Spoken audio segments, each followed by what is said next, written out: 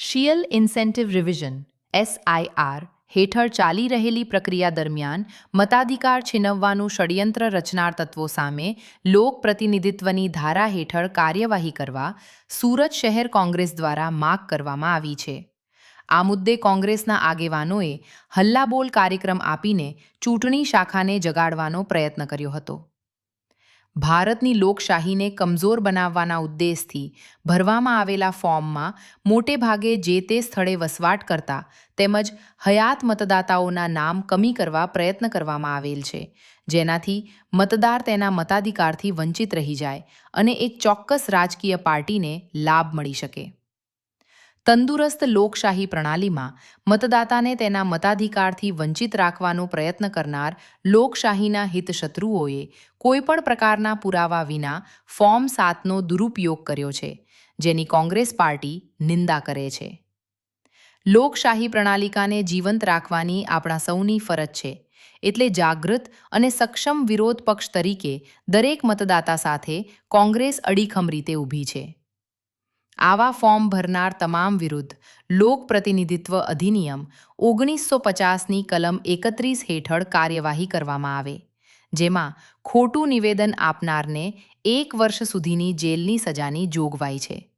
જેથી કોંગ્રેસ દ્વારા થયેલી માંગણીનો ત્વરિત અમલ કરીને યોગ્ય દાખલો બેસાડવામાં આવે, જેનાથી ભવિષ્યમાં આ પ્રકારની ચેષ્ટા ન થઈ શકે અને ભારતની લોકશાહી સતત ધબકતી રહે.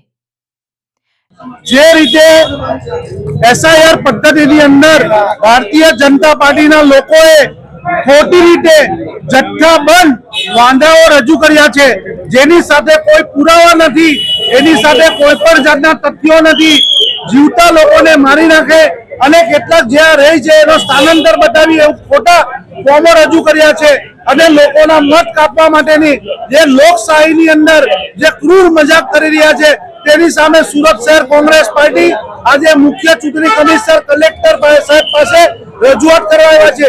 જેને ખોટા વાંધા રજૂ કર્યા છે તેઓની સામે ફોજદારી ગુનો દાખલ કરવામાં આવે અને તેઓને ઉચકીને જેલમાં નાખી દેવામાં આવે, એ માંગણી લઈને સુરત શહેર કોંગ્રેસ આજે મુખ્ય ચૂંટણી કમિશનર પાસે આવી છે. વિપુલભાઈ, વાત કરીએ તો સુરત જિલ્લા અને શહેરની વાત કરીએ તો કેટલા ફોર્મ ભરેલા છે? સૌથી વધુ કઈ જગ્યા પર ભરેલા? સૌથી વધુ અમારે લીંબાયત વિધાનસભામાં છે, બીજા માંડવી વિધાનસભામાં છે અને કરણ વિધાનસભામાં છે, પૂર્વ વિધાનસભામાં છે, ઉત્તર વિધાનસભામાં છે, જેમાં ખૂબ મોટા પ્રમાણમાં વાંધા રજૂ કર્યા છે અને વાંધા કરનાર બધા ભારતીય જનતા પાર્ટીના કાર્યકર્તાઓ છે અને તેઓએ ખૂબ ખોટી રીતે ચૂંટણી પંચ ની સાથે ક્રૂર મજાક કરી રહ્યા છે અને તેઓ આ જે BLO છે તેમની નોકરી સાથે પણ મજાક કરી રહ્યા છે. મારું નામ એડવોકેટ ઝેબા પઠાણ છે. હું યુથ કોંગ્રેસ ગુજરાત પ્રદેશની મહામંત્રી છું અને કાર્યકર્તા છું કોંગ્રેસની.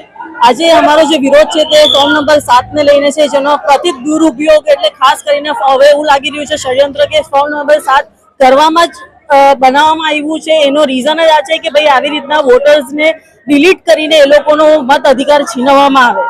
વાત કરીએ તો સાચી મતદાન નોંધણીની પ્રક્રિયા હતી અને તમે કહો છો કે આનો ઉપયોગ જ એટલા માટે કર્યો છે.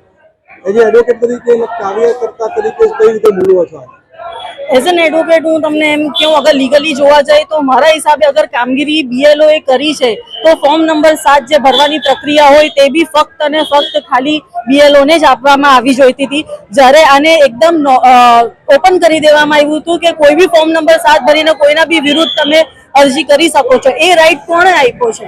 આવી રીતના ખુલ્લેઆમ આખા બંડલ્સ આટલા હજારો ફોર્મની વહેંચણી કયા હિસાબે થઈ, કોણે માંગણી કરી, આટલા બધા ફોર્મના એમણે માંગણી કઈ રીતે, કયા હેતુએ કરી, તેની બી કોઈ જવાબદારી, કોઈ એનું પરિપત્ર બહાર નથી આવ્યું કે એનું કોઈ એક્સપ્લેનેશન બહાર નથી આપવામાં આવ્યું. વાત કરીએ તો BLO એ શું કામ કર્યું ને આ ફોર્મ કઈ રીતે બચ્યા, કઈ રીતે તમે આના?